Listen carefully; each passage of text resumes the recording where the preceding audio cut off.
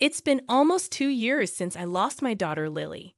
The tears have long dried up, leaving behind an unbearable sense of loss that weighs on me like lead throughout my body. My name is Mark Thompson. My wife Kate passed away early on. She was never in good health, and there were risks during Lily's birth. Still, I honored Kate's wish to have a child. As childbirth approached and her life faded, she smiled at the end, saying, "Please take care of our daughter." Her image often blends with Lily in my recent memories. Since then, I've tried to fill the void by immersing myself in parenting struggles. My love for Lily deepened as she grew, and our time together was cherished. I imagined telling Kate about Lily if we ever met again.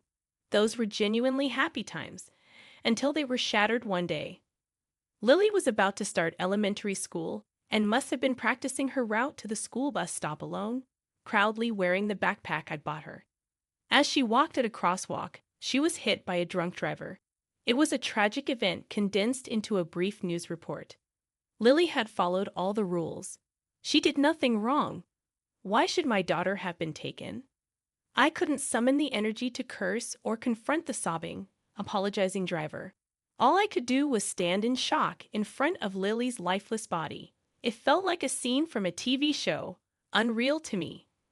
At the funeral, I couldn't cry, but I broke down screaming and crying when I saw Lily's backpack at home. After that, I lived a hollow life. Eventually, my boss encouraged me to take a long leave of absence. I knew I lacked motivation at work and couldn't burden my colleagues anymore, so I gratefully accepted the offer.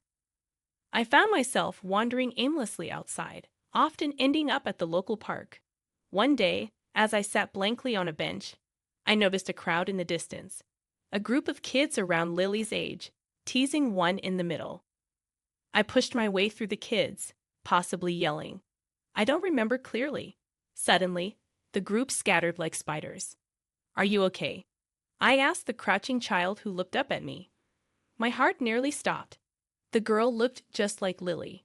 Frozen, unable to speak, I watched as she stood up and quietly said, "Thank you," before starting to walk away. "Wait." I blurted out loudly. It was the first time since Lily's death. Are you thirsty? Do you want some juice?" Nervously, I pulled out a bottle of orange juice I had bought for later. "I like orange," she replied. Relieved, I made a nonsensical excuse. "It's still unopened, you know," before handing her the bottle. She accepted it happily, smiling shyly. When she smiled, she looked even more like Lily, causing a faint pain in my heart. I sat down on the bench beside her. The girl introduced herself as Mia. She preferred orange juice over apple juice, dogs over cats, and slides over swings. Lately, she had been wondering why the dogwoods had to lose their leaves. "They'd look so much prettier if they just stayed in bloom," she mused. Not giving a specific answer, I mentioned that it was getting cold, so we should probably head back soon. As we were about to leave the park, Mia murmured, looking down, "Can we meet again?" I gently placed my hand on her head. "I'm here in this park every day around this time. If you feel like it, come by then." Her face lit up brightly. "Really? I'll come every day." True to her word, Mia came to the park every day after that. The bullies hadn't shown their faces in the park since that incident. "Did I scare them that much?" I asked Mia, to which she replied with a mischievous grin. "I've also started standing up for myself more." Recently, Mia would excitedly talk about things that happened at school or a strangely shaped rock she found on the side of the road. I shared stories from my childhood, like having a dog or the time I brought home so many bugs that I nearly gave my mother a heart attack. Strangely, we never tried to talk about our current families. The more I looked at Mia, the more she resembled Lily. If Lily had started elementary school, maybe we would have talked like this. I realized I was looking for Lily and Mia, not without a sense of guilt. Was I just replacing Lily with this child? Sometimes I fell into self-loathing with that thought, but I didn't have the courage to let go of those moments with Mia. I need to tell you, Mia started one day looking sad. "I'm going to start after-school activities next month. The activities would be on weekdays after school until 3 o'clock p.m. I'm going to do that with a friend from school, so I won't be able to spend as much time as before. But can I still come to see you in the evenings? How could I say no? That night, my boss contacted me, suggesting that I could return to work, even if only for a short time each day. The hours would be from 8 o'clock a.m. to 3 o'clock p.m., a rare arrangement apparently made possible because my colleagues had spoken to my boss on my behalf. After that, Mia and I started meeting after her activities and my work. My colleagues, who had waited for my return, said I seemed different from just before my long leave, with some even getting emotional about it. They said I seemed softer. When I was living with Lily, I never wanted to use parenting as an excuse to slack off at work. I must have been pretty desperate after losing Lily. I had been a mess. Despite repeatedly turning down invitations for meals from friends and colleagues, they never gave up on me. Now I'm realizing just how much support I had around me. I'm filled with gratitude for my colleagues, my boss, and most of all, for Mia, who gave me a chance to find my way back to life. But I can't keep depending on this kindness forever. When I was starting to think about getting back to my regular work schedule, Mia showed up at the park one day looking downcast. Even when I tried to talk to her as usual, she was unresponsive, and the conversation didn't flow. What's wrong? Did something happen? I was worried she might be getting bullied by those kids again. After a while of silence, she looked up at me with a pained expression, and tears started to overflow.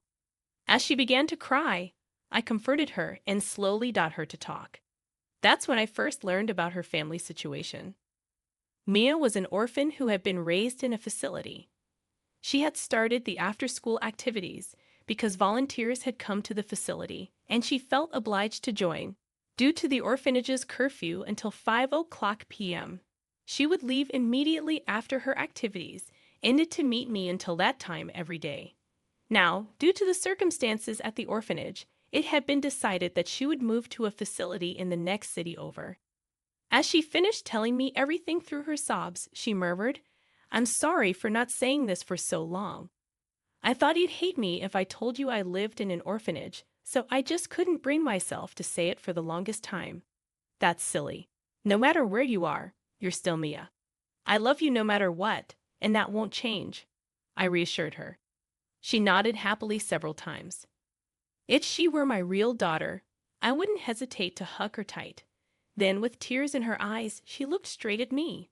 "I'll come here every day, so can we still meet?" Of course, I wanted to say. We'll meet every day. However, it would take more than an hour for Mia to get here from the new orphanage using public transportation. It's not realistic for Mia to travel that distance by herself every day. Having lost a daughter myself, the thought of her being in danger is unbearable. As I hesitated to respond, Mia also became silent, looking down. She probably knew it was an impossible request. "Mia, can you hear my story?" I chose my words carefully, speaking slowly to make it easy for her to understand. I told her about losing my daughter and starting to take time off work, and how meeting Mia had begun to bring color back into my world.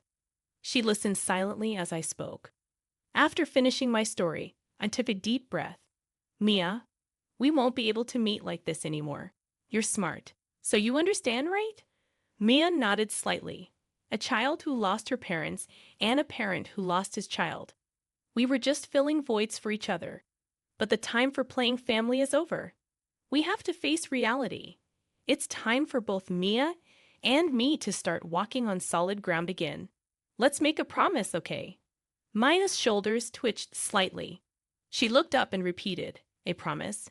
with curiosity. "In 10 years, when the dogwoods are in full bloom, let's meet here again.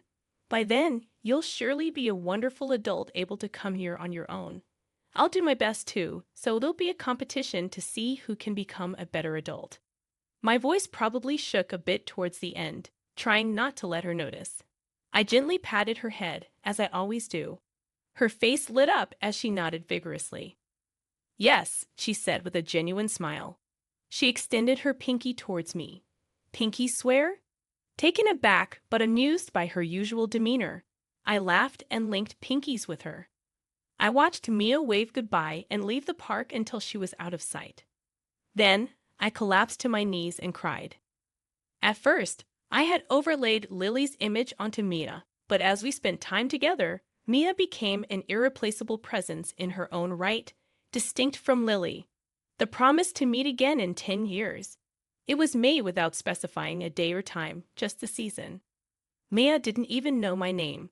I'm sure she will forget about me eventually. Even without me, she can live a happy life.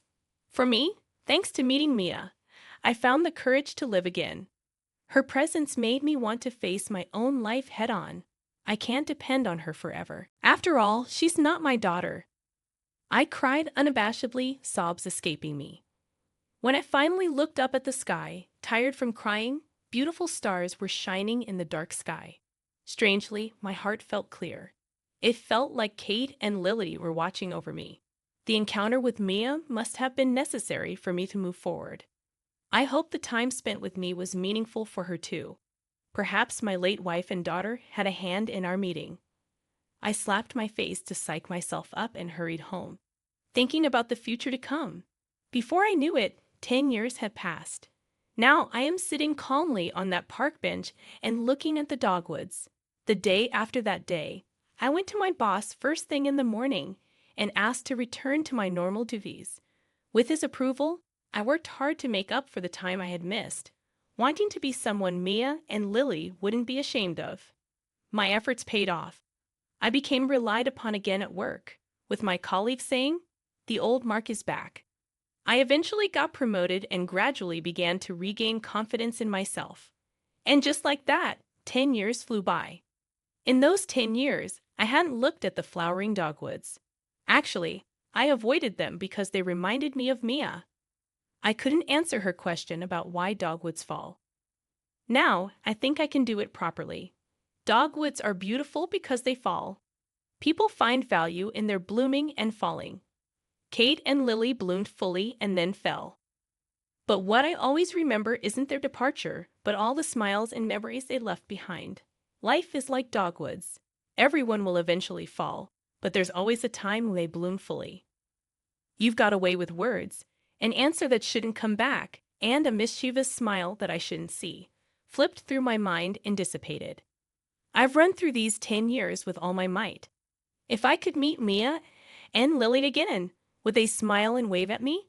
Have I become the cool adult I wanted to be for them? Breathing in the spring air deeply and smelling the dogwoods, I closed my eyes. I felt a gust of wind and the sensation of flower petals dancing.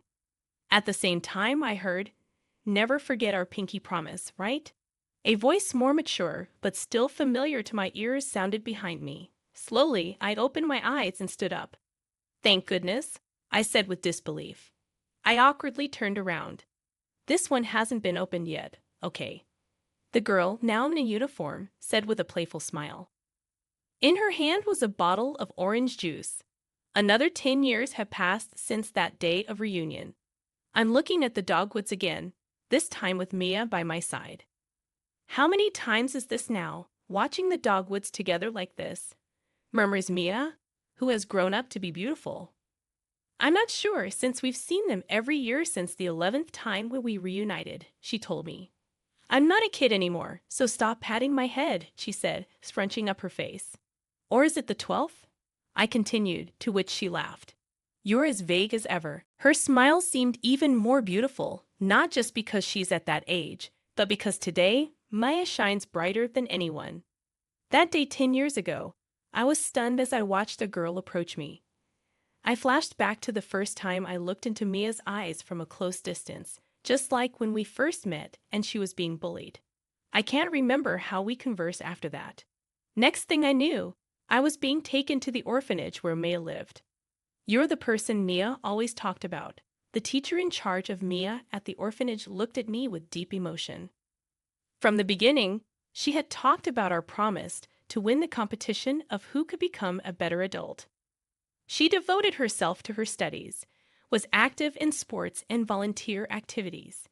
Mia has also been a big help looking after the younger kids. I'd always thought it must be because of the man's influence. I've always wondered what kind of person the man was. said the teacher with a laugh, implying she had been worried I might be someone weird. I learned that Mia had been visiting that park daily for a week since the dogwoods started blooming, waiting with an unopened bottle of orange juice. When the teacher told me that, I couldn't help but cry. She pretended not to notice. That day, dragged by Mia, I played with the kids at the orphanage with all my might and suffered from muscle aches the following day. Since then, I've met with Mia frequently, advising her on her career path and love life. Something about love I might not have been able to do with my own daughter. I wonder about that. I hear a voice that couldn't possibly be Lily's. Is that Kate chuckling beside her? Mark, lost in these thoughts, Mia's voice snapped me back to the present. Thank you for today, she said, blushing slightly in her pure white dress. Dressed in a tuxedo I was not used to, I stood with Mia arm in arm, looking at the dogwoods in front of the church. Mia, make sure you're happy, I managed to say, unable to find the words to tell her how beautiful she was. Mia teared up a bit at my words, her face scrunching up as she smiled, saying, yes. What kind of bride scrunches up her face like that? I joked, struggling to hold back my own tears. I walked with her into the church. Inside, there were her teachers, friends, and many people who had colored her life. At the end of the wedding aisle, a young man who would continue to love her stood, smiling warmly. Mia, you've really become beautiful, not just on the outside, but inside as well. Life is a series of hardships. Maybe the happy times are like the moment when dogwoods are in full bloom. Being able to savor and feel happiness might be the most important part of life. Mark, it's time for the toast. Mia called out to me, snapping me out of my reverie. Laughter broke out around us, and my face flushed. I didn't hear anything about leading a toast, shooting her a mock glare. I was met with that unchanged, mischievous smile of hers from years past. Seeing the smile, my concerns faded away, and I raised my glass. Mia, thank you for making me the father of the bride.